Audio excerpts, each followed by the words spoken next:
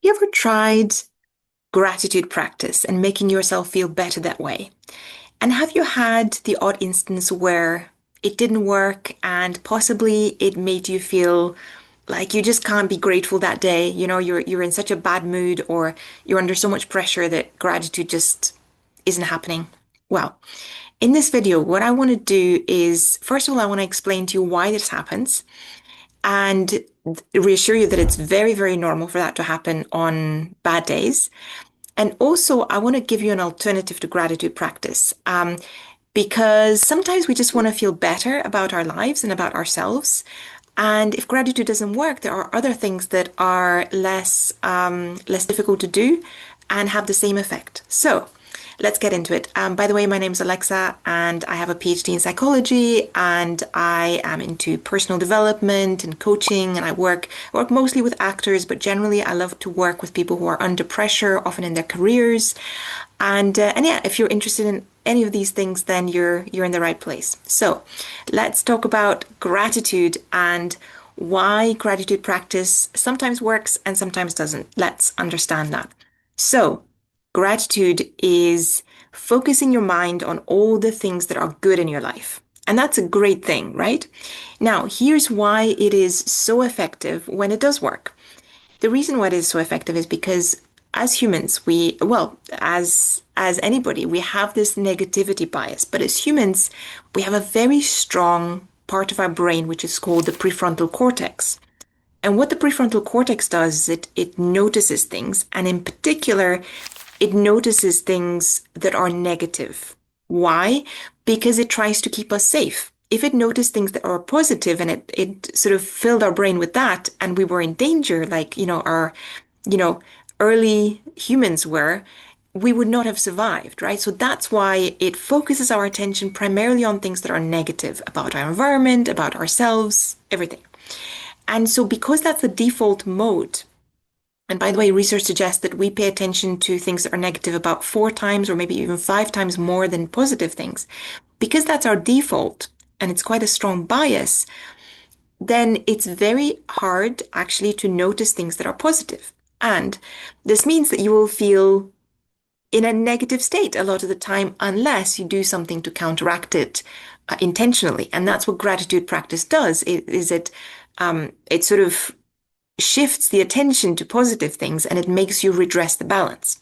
But gratitude is one of these things that you kind of have to feel it naturally. It's a bit like forgiveness. You know, it's like people say you have to forgive or it's a lot better for you to forgive. And that's true, but pushing yourself to forgive might have actually the opposite effect. It might take you the other way. So sometimes we don't want to push ourselves to feel better. But there are ways I'm going to teach you a way to encourage yourself to feel better and to have the same effect as a gratitude practice, but with an easier ask. So, what am I going to suggest? Well, I'm going to suggest one of my tools that I love very much and I practice myself is called the Pride Smoothie. And what the Pride Smoothie does is at the end of each day or whenever you need to do it, you just write out 3 things in your journal or wherever that you feel proud of. That's all. Just 3 things. And then you do that the next day and the next day and the next day and the next day. If you do that for a month, you're going to have, depending how long the month is, 90 or 93 things that you're proud of to look at. And these don't need to be massive things. They just need to be something like today I kept the promise to myself. Today I did something hard, or today I was kind to myself, or whatever it is. Or I didn't allow myself to get sucked into whatever conflict or anything like that. Make great items in your Pride smoothie.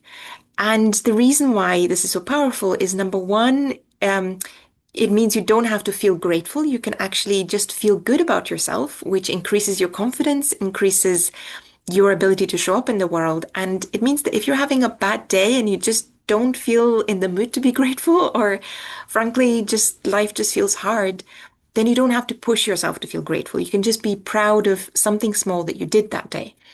And secondly, it also means that it's about things that you are doing. So it then automatically encourages you to do more things the next day that you feel proud of.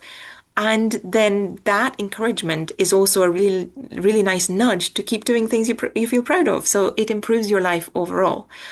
So I think it's a much smaller ask than a gratitude practice. It's definitely something that you can do on the days where you don't feel grateful, but it's also, if you like, you can adapt your gratitude practice and do a gratitude smoothie every day. That's because if you just focus on three things that you feel grateful for, that might be easier than just kind of and having to think about endless things you feel grateful for. So that's just one little thing you can do. It has immediate impact, but it has cumulative effect the longer you do it. So try it for a month and see how you feel doing this Pride Smoothie practice. And by the way, I have put together a workbook with lots of these kind of helpful things, especially for self-confidence, because I work with people who need to boost their self-confidence, especially in moments of pressure, like actors do. So download the workbook below. It's free and it's got loads of really useful tools. I hope this was helpful, and yeah, I hope to see you in the next video.